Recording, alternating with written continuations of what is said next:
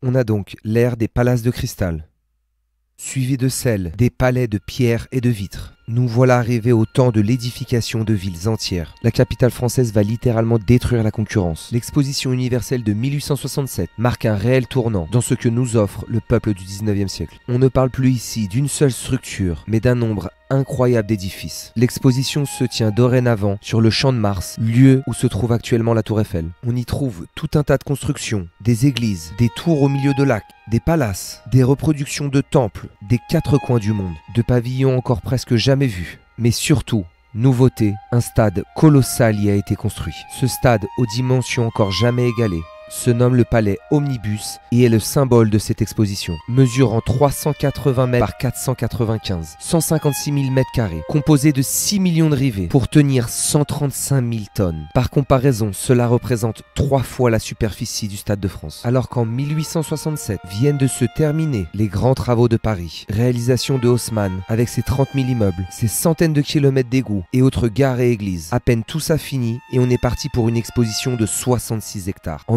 1864, encore Napoléon III décide de la tenue de la prochaine exposition universelle et à peine 3 ans plus tard, tout est réalisé. Pour le palais Omnibus, jamais un bâtiment aussi vaste n'avait été construit en si peu de temps.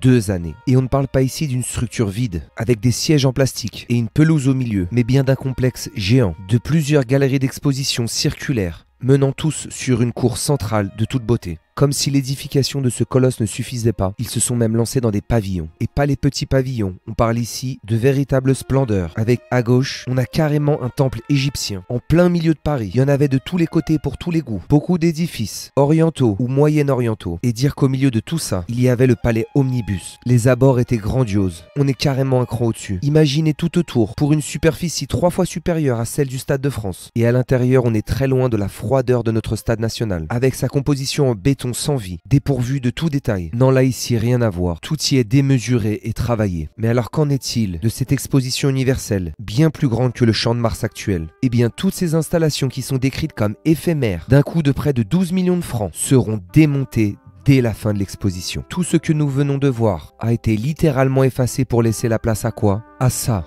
le nouveau palais du Champ de Mars. Une bâtisse disproportionné. 11 ans après, le Champ de Mars a fait peau neuve et à la place on a ses splendeurs. L'exposition universelle de 1878 dépasse toutes les limites. Nouveauté lors de cette exposition, on aperçoit en face le palais du Trocadéro. J'en ai parlé au tout début de la vidéo, mais quel décalage avec l'architecture que l'on trouve aujourd'hui à Paris. Il est garni de 2 ailes circulaires, la vue arrière, un palais qu'on a du mal à imaginer au cœur de la capitale. Mais pour revenir au palais de l'exposition, les dimensions sont tout bonnement extraordinaires. Occupant une surface de 420 000 m². C'est un vaste rectangle, occupant presque tout le Champ de Mars. Rendez-vous compte que ce super stade n'occupait qu'une partie du Champ de Mars. Cette fois, il recouvre l'intégralité de la surface. Encore un chiffre aberrant, il ne faut que 19 mois de travaux pour préparer la manifestation. Difficile de concevoir sa taille, avec ses 4 tours au chaque coin et sa porte centrale. On a la chance d'avoir quelques photos, admirer les dimensions de chacun des coins. On a même le droit à la tête de la Statue de la Liberté. Mais quelle grandeur une fois encore, et ce style, à croire qu'il s'agit d'un autre pays. Son intérieur n'a rien à envier aux plus belles cathédrales. La taille des galeries et les détails et le soin apporté à son design nous laissent bouche bée. Du mur au plafond, tout y est incroyable. Quel accomplissement presque un siècle et demi en arrière. Il y a des cours extérieures avec jardin, des halls d'exposition innombrables. Quelle taille avait ce palace extraordinaire. Mais non content de cet exploit, à la fin de l'exposition, on a tout rasé pour à la place y construire tout ça. Mais qu'est-ce que c'est que cette histoire? La capitale, pour l'exposition universelle de 1889, a vu émerger un tout nouveau Champ de Mars. De multiples bâtiments aux dimensions impressionnantes et une tour en métal de plus de 300 mètres de haut. On reprend tout de zéro pour une exposition répartie sur 96 hectares. Avec toujours ce même modèle de construire des villes entières. Devant le palais du Trocadéro, on y a construit des véritables châteaux. Il y avait des pavillons partout. Les bords de Seine se sont vus garnir de bâtiments incroyables, de bâtisses exceptionnelles. Je ne peux bien sûr pas tous les montrer, mes petites sélections. Cette fois, on monte carrément en gamme. Un temple mexicain. Le pavillon de la Bolivie avec 2 autres en arrière-plan. Celui pour représenter le Brésil. Le pavillon de l'industrie du gaz. Quelle merveille pour des constructions qu'on nous dit temporaires. Et dire que tout ça c'est juste de la décoration. Parce que sur le Champ de Mars, on voit apparaître le palais des Beaux-Arts et des Arts libéraux. Ce palais le voici, au pied de la Tour Eiffel. 2 immenses dômes, tout en pierre. 2 bâtiments identiques comme hall d'exposition. On a le droit à des annexes des galeries, que l'on peut voir sur cette photo. magnifique. Et nous voilà arrivés au Palais des Industries Diverses, situé au milieu de l'allée centrale. Il est pour moi l'une des plus belles merveilles que la ville ait connue. Ce toit composé d'or et cette statue monumentale, sa façade remplie de détails exceptionnels.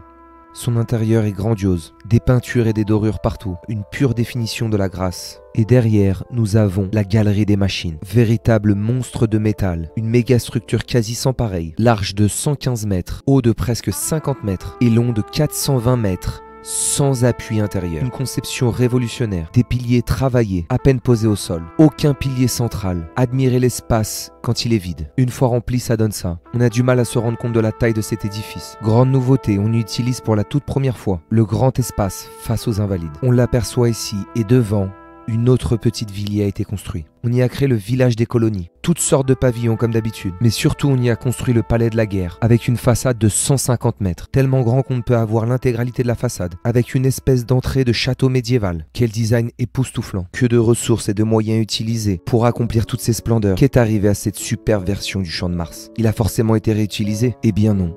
Voici sa toute dernière version, dans un tout autre style. L'exposition universelle de 1900, surnommée l'exposition du siècle, est pour moi la plus incroyable de toutes. Ça en devient presque ridicule. Le palais de l'électricité fait son apparition, aux dimensions gargantuesques. Un palais entièrement électrifié et éclairé durant la nuit, l'une des principales attractions. Son intérieur est stupéfiant, un véritable château féerique, des verrières de toutes les couleurs, des salles et des couloirs aux décorations encore jamais vues. Observez les plafonds et la profondeur des couloirs. Et ça, ce n'est que le bâtiment central. Sur les côtés, il y a 2 nouveaux halls d'exposition, avec des portes grandioses. Admirez la profondeur des bâtisses. Et vous remarquez en arrière-plan, Paris a décidé de construire une grande roue, avec des dizaines de wagons de train comme cabine. La grande roue de la capitale est à l'époque la plus haute du monde. Haute de 96 mètres. En plus de la tour Eiffel, ce géant de métal prend place dans la capitale. Notre Champ de Mars présente une fois encore un tout nouveau visage. Au pied de la tour Eiffel, tout a été effacé et on a tout reconstruit. Dans l'espace devant le palais du Trocadéro, une nouvelle exposition coloniale est apparue. Une petite vue rapide, mais quel spectacle à l'époque. Et le long de la Seine, absolument exceptionnel. Paris a construit dans un temps record, avec des technologies rudimentaires, des villes entières destinées à être rasées par la suite. Mais de quoi était capable ce peuple avec leur technologie de l'époque? Imaginez l'effet produit plus d'un siècle en arrière. Et où menaient toutes ces impressionnantes structures? À une autre nouveauté de l'exposition, le Grand et le Petit Palais. J'en ai parlé au tout début, mais quel accomplissement! Ces 2 splendeurs, construites pour l'occasion, ont été reliées par un tout nouveau pont à l'esplanade des Invalides.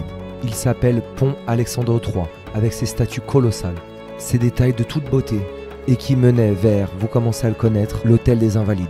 Pour 1889, on avait fait fort avec un palais cambodgien, un palais de la guerre et tout un tas de pavillons. Mais cette fois, on fait encore plus fort avec de gigantesques palaces. Des tours avec des statues qui maintiennent un dôme de chaque côté. Les pavillons sont bien effacés et à la place, on a ces réalisations d'exception. Imaginez à quoi ressemblait la capitale à l'époque.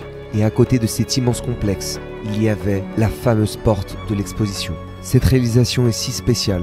Quelle architecture étrange, mais surtout, je pense qu'il est difficile d'imaginer la taille qu'elle avait. Tout ça est tout bonnement extraordinaire.